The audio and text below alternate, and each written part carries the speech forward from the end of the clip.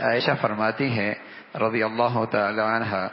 کبھی تو آپ اس انداز سے محبت کا اظہار کرتے کہ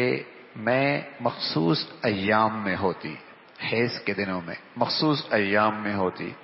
اور میں پانی پی رہی ہوتی تو مجھے اللہ کے نبی فرمایا کرتے تھے، عائشہ جہاں تم نے لب لگائے ہیں نا ذرا نشان لگاؤ، ہم بھی وہیں سے لب لگا کے پانی پئیں گے۔ ٹھیک ہے،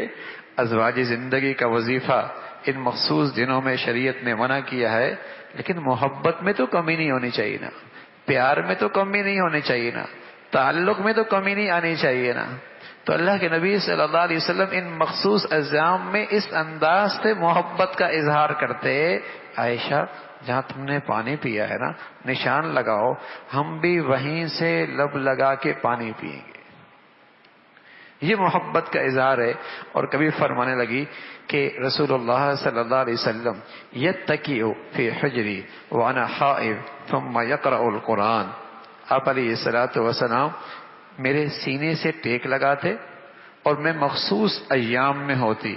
اور ایسے انداز سے اللہ کے نبی قرآن کی تلاوت کر رہے ہوتے تھے۔ ثم یقرأ القرآن،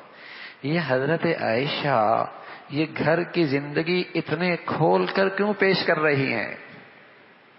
اتنے کھول کے کیوں پیش کر رہی ہیں؟ ارے بھائی، میرے نبی کی ہر ادا پہ عمل کرنا عبادت ہے، میرے نبی کے ہر طرز عمل کو اپنانا دین ہے،